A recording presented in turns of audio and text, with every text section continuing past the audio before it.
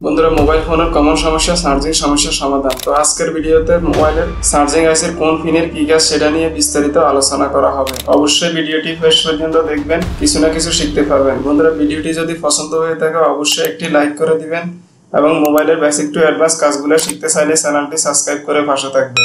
তো বন্ধুরা, চলুন ভিডিওটি শুরু করা যাক।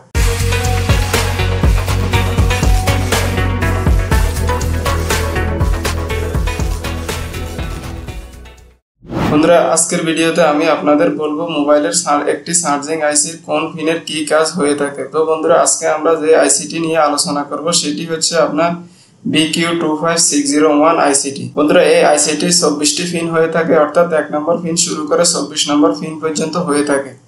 তো কোন পিনের কি কাজ বিস্তারিত জেনে থাকুন। বন্ধুরা, একটি চার্জিং আইসি যদি আপনি বুঝতে পারেন সেক্ষেত্রে সবগুলা চার্জিং আইসির প্রতি আপনার কিছু না কিছু ধারণা হয়ে যাবে। তো বন্ধুরা দেখুন, সর্বপ্রথম আমাদের আইসিটি শুরু হয়েছে আমাদের বিভাস ইউএসবি লাইন। আমরা জানি এটি সাধারণত চার্জিং ইনপুট লাইন, অর্থাৎ 5 ভোল্ট ইনপুট লাইন। তো এটি 1 নম্বর পিন এবং 24 নম্বর পিনে আমার বিভাস কানেকশন করা হয়েছে, অর্থাৎ চার্জিং ইনপুট করা হয়েছে। তো চার্জিং ইনপুট করার পর বন্ধুরা, মোবাইলের চার্জিং আইসির ভিতরে একটি মসফেট থাকে। সেই মসফেট আইসি যদি ভালো থাকে তাহলে আমাদের পিএমআইডি যে পিনটি রয়েছে এই পিনটি দিয়ে আমাদের 5 ভোল্ট আউটপুট হবে। তো আমরা সর্বপ্রথম এখানে 5 ভোল্ট ইনপুট হওয়ার পর পিএমআইডি তে আমরা টেস্ট করব 5 ভোল্ট ওকে আছে কিনা। তো বন্ধুরা, যদি 5 ভোল্ট ওকে থাকে তাহলে বুঝতে হবে আমাদের ইনপুট লাইন ওকে আছে। তো বন্ধুরা, যদি আমাদের এখানে 5 ভোল্ট অর্থাৎ পিএমআইডি তে যদি 5 ভোল্ট না থাকে সেটি অবশ্যই আমাদের চার্জিং আইসি পরিবর্তন করতে হবে। বুঝতে হবে চার্জিং আইসিটির ভিতরে মসফেট আইসি খারাপ রয়েছে। তো বন্ধুরা, আমাদের এই দুইটি পিন চেক করা হয়ে গেলে পরবর্তী স্টেপে চেক করতে হবে SW অর্থাৎ সুইচিং পিন। তো বন্ধুরা, সুইচিং পিন দিয়ে আমাদের বিপিএস ভোল্টেজ আউটপুট হয়। বিপিএস ভোল্টেজ সাধারণত একটি কয়েল হয়ে তারপর আমাদের মোবাইলের মাদারবোর্ডের প্রত্যেকটি জায়গাতে বিপিএস ভোল্টেজ আউটপুট হয়ে থাকে। তো বন্ধুরা, আমি আপনাদের অবশ্যই বিটমিফে দেখিয়ে দেব কিভাবে কাজগুলো করা হয়। তো বন্ধুরা, এই পিনে আমাদের একটি কয়েল ব্যবহার করা হয়। কয়েলের এক প্রান্তে থাকবে আমাদের 4.2 ভোল্ট এবং অপর প্রান্তে আমাদের 4.2 ভোল্ট সব দিক দিয়ে আউট হয়ে যাবে, অর্থাৎ মোবাইলের প্রত্যেকটি সেকশনে এই বিপিএস ভোল্টেজ ব্যবহার করা হয়ে থাকে। তো বন্ধুরা দেখুন, আমরা যদি 19 এবং 20 চার্জিং আইসির ভিতরে দেখি, দেখুন আমি একটি বিট ওপেন করে নিলাম আপনাদের বোঝানোর সুবিধার্থে। তো বন্ধুরা দেখুন, 19 এবং 20 নম্বর একটি কয়েলের সাথে সংযুক্ত হয়েছে। আমরা এখন এই কয়েলটি দেখব। দেখুন বিটমিফে যখন আসবো, দেখুন এখানে রয়েছে আমাদের চার্জিং সেকশনটি। তো এটি চার্জিং আইসি, এটি হচ্ছে আমাদের সেই বিপিএস কয়েলটি। তো দেখুন, এটি আমরা যদি এক প্রান্ত ক্লিক করি, দেখুন এটি আইসির 19 নম্বর এবং 20 প্রান্ত কানেকশন হয়েছে এবং আউটপুট হয়ে বিপিএস কয়েলের অন্য প্রান্ত আউট হয়ে, দেখুন আমরা যদি এখানে ক্লিক করে মোবাইলের প্রত্যেকটি সেকশনের মধ্যে এই কানেকশনটি রয়েছে, অর্থাৎ এই কানেকশনটি আমাদের কি কাজে ব্যবহার করা হয় একটু পরে আপনারা বুঝতে পারবেন। আমি বিস্তারিত আপনাদের সাথে আজকে আলোচনা করব। তো বন্ধুরা, অবশ্যই আরেকটি কথা বললে নয়, যদি আপনারা ভিডিও থেকে কাজগুলো শিখতে চান চ্যানেলটি সাবস্ক্রাইব করে পাশে থাকবেন। আর যারা সাবস্ক্রাইব করেছেন অলরেডি তাদেরকে অনেক অনেক ধন্যবাদ। তো বন্ধুরা, বিপিএস কয়েল দেখুন আর প্রত্যেকটি সেকশনের সাথে কানেকশন রয়েছে। তো দেখুন এখানে আমাদের তারপরে যে লাইনটি দেখতে হবে, এখানে রয়েছে BTST। তো এই লাইনটি দেখুন বিপিএস কয়েলের সাথে এক প্রান্ত কানেকশন করা এবং অন্য প্রান্ত আইসির ভিতরে কানেকশন করা, অর্থাৎ এখানে লেখা রয়েছে বুট, BT দ্বারা বোঝানো হয়েছে বুট এবং ST দ্বারা বোঝানো হয়েছে স্টেপ। বুট স্টেপ অর্থাৎ বুট ফ্রিকোয়েন্সি ওকে আছে কিনা, এই জন্য আমাদের এখান থেকে ডাইরেক্ট সরাসরি আইসির ভিতরে দেওয়া হয়েছে। তো বন্ধুরা, বুট স্টেপ যে ক্যাপাসিটর রয়েছে, এই ক্যাপাসিটরের এক প্রান্ত থাকবে আমাদের 4.2 ভোল্ট এবং অপর প্রান্তে থাকবে আমাদের 16 ভোল্ট। তো বন্ধুরা, এটি আমাদের সাধারণত ফাস্ট চার্জিং এর কাজে ব্যবহার করা হয়। এই ক্যাপাসিটরটি যদি আপনার খারাপ হয়ে থাকে অবশ্যই মোবাইলটি স্লো চার্জিং সমস্যার সমাধান দেখা দিতে পারে। তো বন্ধুরা দেখুন, 21 নম্বর পিনে আমাদের রয়েছে বুট ক্যাপাসিটরটি। তো আমরা যদি এটি বিটমিফে দেখি, দেখুন আমাদের এখানে 21 নম্বর পিন কোথায় রয়েছে আমরা দেখব। দেখুন এখানে 21 নম্বর পিন একটি সিরিজ ক্যাপাসিটরের সাথে কানেকশন রয়েছে এবং অপর প্রান্ত আমাদের রয়েছে বিপিএস কানেকশনের সাথে সংযুক্ত। তো আমি আপনাদেরকে আগে এখানে স্কিমেটিকে বলে দিয়েছিলাম। তো বন্ধুরা, এই পিনের এই কাজ। তারপরে হচ্ছে আমাদের রিজন পিন, এটি হচ্ছে সাধারণত এলডি এর মতো কাজ করে থাকে। এটি 1.8 ভোল্ট হয়ে থাকে এক প্রান্তে এবং বন্ধুরা এবং এই পিনের সাথে পিজি অর্থাৎ পাওয়ার গ্রাউন্ড এই ক্যাপাসিটরের সাথে সংযুক্ত হয়ে থাকে, অর্থাৎ রিজন আমাদের এলডিও যে লাইনটি, এই লাইনটির সাথে একটি ক্যাপাসিটর ব্যবহার করা হয়ে থাকে এবং ক্যাপাসিটরের নেগেটিভ আবার আউটপুট করে 17 এবং 18 নম্বর পিনে কানেকশন হয়ে থাকে। তো বন্ধুরা এলডি এর কাজ এখানে আরো আছে, আমি আপনাদের বিস্তারিত বলে দিচ্ছি। আমাদের তারপরের পিন যেটি রয়েছে এটি হচ্ছে সিস্টেম পিন, অর্থাৎ SYS দ্বারা বোঝানো হয়েছে সিস্টেম পিন। তো সিস্টেম পিনের কাজ হচ্ছে আমাদের এখানে বিপিএস ভোল্টেজ আউটপুট হওয়ার পর কয়েলের অপর প্রান্ত থেকে সংযুক্ত হয়ে আবার আইসির ভিতরে ইনপুট করেছে সিস্টেম পিনের মাধ্যমে। তো বন্ধুরা সিস্টেম পিনের মাধ্যমে ইনপুট হওয়ার পর আবার আমাদের এই সিস্টেম পিনটি আউট হয় ব্যাটারি ব্যাট পিন দিয়ে, অর্থাৎ 13 এবং 14 নম্বর পিন দিয়ে চার্জিং আউট হয়।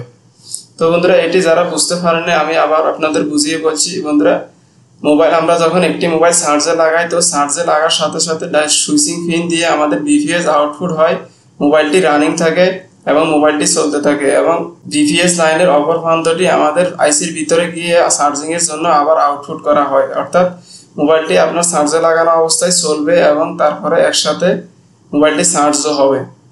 তো এই কারণে আমাদের বিপিএস লাইন থেকে দেখুন সংযুক্ত করে ডাইরেক্ট আবার 15 এবং 16 নম্বর সিস্টেম পিন দিয়ে ইনপুট করা হয়েছে আইসির ভিতরে এবং বিব্যাট অর্থাৎ ব্যাটারি লাইনের জন্য ব্যাটারি লাইন চার্জ করার জন্য আউটপুট করা হয়েছে 13 এবং 14 নম্বর পিন দিয়ে। এটি সাধারণত ডাইরেক্ট ব্যাটারি কানেক্টরের সাথে কানেকশন থাকে। তো এটি আমি আপনাদের বিস্তারিত বুঝিয়ে দিয়েছি, অবশ্যই আপনারা ভিডিওগুলো দেখবেন। তো বন্ধুরা তারপরে আমাদের এখানে রয়েছে ফিজি অর্থাৎ পাওয়ার গুড।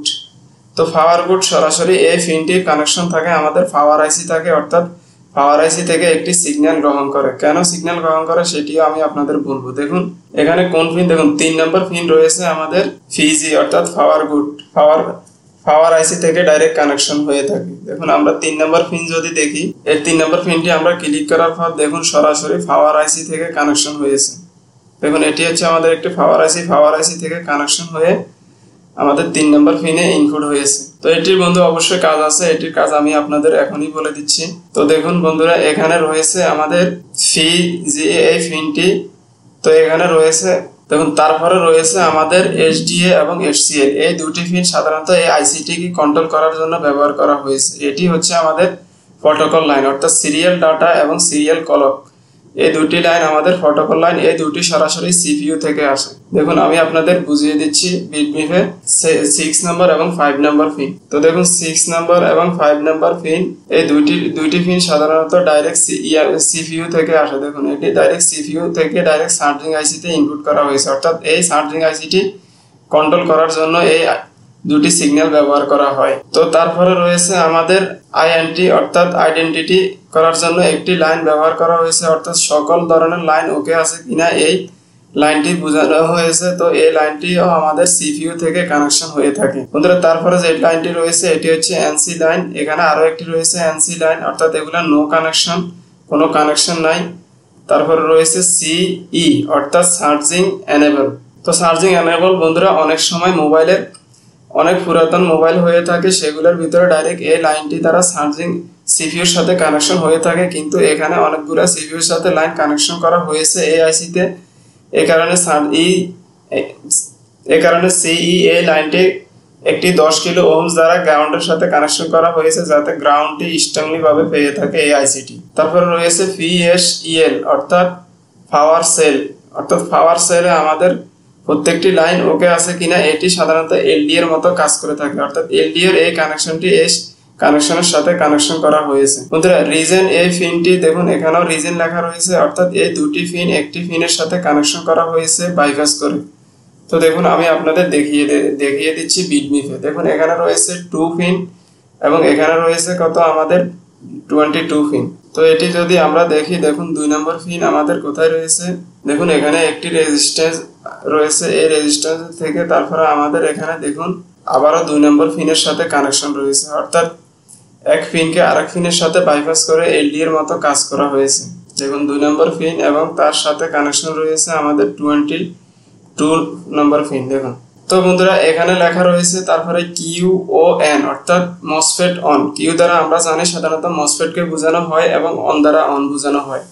তো কিউ অন দ্বারা মসফেট বোঝানো হয়। এই পিনের কাজ হচ্ছে বন্ধুরা, আমরা যখন মোবাইলটি হ্যাং হয়ে যায় এবং কি মোবাইলটি কোনো কারণে কাজ করতে চায় না, সেক্ষেত্রে আমরা ভলিউম প্লাস এবং মাইনাস এবং পাওয়ার কি যখন একসাথে চেপে ধরি, তো মোবাইলটি আমাদের রিস্টার্ট নিয়ে থাকে। তো এই রিস্টার্টটি নেওয়ার কারণ হচ্ছে এই পিন আমাদের এখানে চার্জিং পিনের সাথে কানেকশন করা হয়ে থাকে, অর্থাৎ এখানে আমরা যখন 3টি সুইচ একসাথে চেপে ধরি তো এই পিন আমাদের পিসি কানেকশনের সাথে এলডি এর মতো সুইচিং করে থাকে। সুইচিং করার সাথে সাথে মোবাইলটি রিস্টার্ট হয়ে থাকে। তো দেখুন এই পিনটি কানেকশন রয়েছে কিনা আমি আপনাদের দেখানোর জন্য এখানে বিটমিফে গেলাম এবং বিটমিফে যাওয়ার পর দেখতে হবে আমাদের 12 নাম্বার পিন। তো দেখুন 12 নাম্বার পিন, দেখুন 12 নাম্বার পিন আমাদের এখানে একটি রেজিস্ট্যান্সের সাথে কানেকশন রয়েছে এবং রেজিস্ট্যান্সের অপর প্রান্তে লেখা আছে পাওয়ার এন।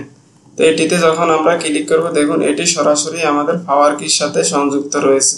দেখুন এটি সরাসরি আমাদের পাওয়ার কির সাথে সংযুক্ত রয়েছে। এটি হচ্ছে আমাদের পাওয়ার কি এবং ভলিউম আপ এবং মাইনাস কির কানেক্টর। তো এই কানেক্টরের ভিতরে দেখুন পাওয়ার কির সাথে ডাইরেক্ট এই পিনটির কানেকশন রয়েছে। তো এই পিনটি কানেকশন সরাসরি আমাদের পাওয়ার আইসি থেকে। তো বন্ধুরা আমি আপনাদের বলেছিলাম দেখুন পাওয়ার আইসি যে এই কানেকশনটির সাথে এই কানেকশনটি ওকে, যখন শর্ট হয়ে থাকে তখনটি মোবাইলটি রিস্টার্ট হয়ে থাকে। তো আমাদের এই QON দ্বারা বোঝানো হয়েছে মসফেট অন। তারপরে রয়েছে আমাদের TS অর্থাৎ থার্মাল সেন্স। তো বন্ধুরা এখানে রয়েছে দেখুন আমাদের দুটি রেজিস্টার, একটি সিরিজে ব্যবহার করা হয়েছে এবং একটি নেগেটিভের সাথে সংযুক্ত করা রয়েছে। তো বন্ধুরা থার্মাল সেন্সর এই রেজিস্টার দুটি যদি আমাদের সমস্যা হয়ে থাকে তো সেক্ষেত্রে আমরা বন্ধুরা থার্মাল সেন্সর এই দুটি রেজিস্টার যদি আমাদের খারাপ হয় সেক্ষেত্রে আমরা টেম্পারেচার হাই টু লো সমস্যা দেখা দিতে পারে ডিসপ্লের ভিতরে। তো অবশ্যই আমাদের এই দুটি রেজিস্টারের কাজ করতে হবে, অথবা আমাদের thermal ID battery connector thermal ID থেকেও এই কানেকশনগুলো টেম্পারেচার হাই টু লো সমস্যা দেখা দিতে পারে। তো বন্ধুরা আপনারা কোন কোন আইসি পিন আউট জানতে চান সেক্ষেত্রে অবশ্যই কমেন্টে জানাবেন এবং ভিডিওটি পছন্দ হলে অবশ্যই লাইক করবেন এবং যদি ভিডিও থেকে কিছু শিখতে পারেন সেক্ষেত্রে চ্যানেলটি সাবস্ক্রাইব করে পাশে থাকবেন। পরবর্তী ভিডিও দেখার জন্য সুস্থ থাকবেন, ভালো থাকবেন, খোদা হাফেজ।